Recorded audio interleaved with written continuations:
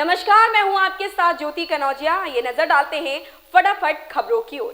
2 माह से पिछड़ों की गोलबंदी के सहारे सपा मुखिया अखिलेश यादव की तैयार हो रही चुनावी चौसत पर मुख्यमंत्री योगी आदित्यनाथ ने हिंदुत्व कार्ड चलाया है। सपा ने रामचरितमानस की जिस चौपाई को आधार बनाकर सियासी फसल काटने की योजना बनाई थी। शिक्षक भर्ती परीक्षा 2022 के दूसरे दिन रविवार को सुबह 9:30 बजे परीक्षा शुरू हुई।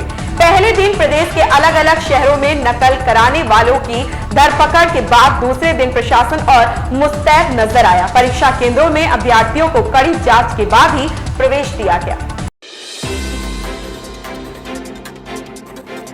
राष्ट्रीय प्रौद्योगिकी संस्थान हमीरपुर में नए शैक्षणिक सत्र में पढ़ाई महंगी कर दी गई है। प्रथम सेमेस्टर में 11,650 रुपए जबकि अन्य सेमेस्टर में 6 से 7,000 रुपए की वृद्धि की गई है। एनआईटी के बोर्ड ऑफ गवर्नर की नई दिल्ली में गत दिनों हुई बैठक में फीस बढ़ोतरी पर फैसला लिया गया। राजधानी दिल्ली के द्वारका इलाके में बीमा की रकम हड़पने के लिए एक व्यक्ति ने दोस्त के साथ मिलकर कार चोरी की वारदात को अंजाम दिया। पुलिस ने सीसीटीवी कैमरे की मदद से उसके दोस्त को बामडोली झज्जर से गिरफ्तार कर लिया है, जबकि मुख्य आरोपी और उसके एक साथी की तलाश में दबिश दे रही है। हिंदी सिनेमा में कवि खिलाड़ी कुमार के नाम से मशहूर रहे अभिनेता अक्षय कुमार ने अपनी नई फिल्म सेल्फी के फ्लॉप होने की जिम्मेदारी ले ली है। ऐसा ही काम वह अपनी पिछली फिल्म रक्षाबंधन की रिलीज के बाद भी कर चुके हैं। उनकी पिछली 10 फिल्मों के बॉक्स ऑफिस कलेक्शन पर नजर डालें तो इनमें से 6 फिल्में फ्लॉप रही हैं। प्रधानमंत्री नरेंद्र मोदी मन की बात कार्यक्रम को संबोधित किया। उन्होंने कहा, मन की बात को आप सभी ने जन भागीदारी की अभिव्यक्ति का अद्भुत प्लेटफॉर्म बना दिया है। आप अपने मन की शक्ति को जानते ही हैं, वैसे ही समाज की शक्ति से देश की शक्ति बढ़ती है। ये हमने मन की बात के अलग अलग एपिसोड में देखा है और अनुभव किया है और इसे स्वीकारा भी है।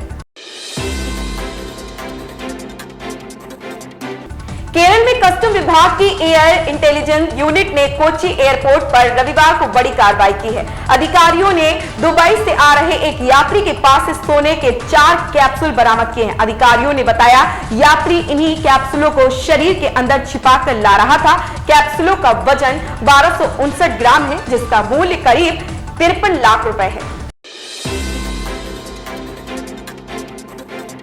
बेंगलुरु में कुछ लोगों ने तेज रफ्तार ट्रेन वंदे भारत एक्सप्रेस पर पत्थर फेंके। इससे ट्रेन की खिड़कियां क्षतिग्रस्त हो गई।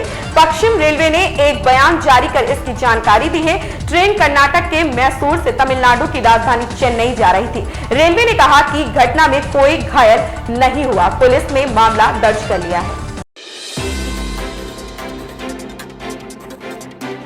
महाराष्ट्र के मुख्यमंत्री एकनाथ शिंदे ने शनिवार को उद्धव ठाकरे पर कटाक्ष किया। उन्होंने कहा कि विकास की निधि प्राप्त करने के लिए केंद्र सरकार के साथ अच्छे संबंध बनाए रखने चाहिए और काम जमीन पर होता है, ऑनलाइन या घर से नहीं। एक कार्यक्रम में बोलते हुए सीएम शिंदे ने कहा कि राज्य के लिए अहंकार को एक तरफ रखने की जरूरत है।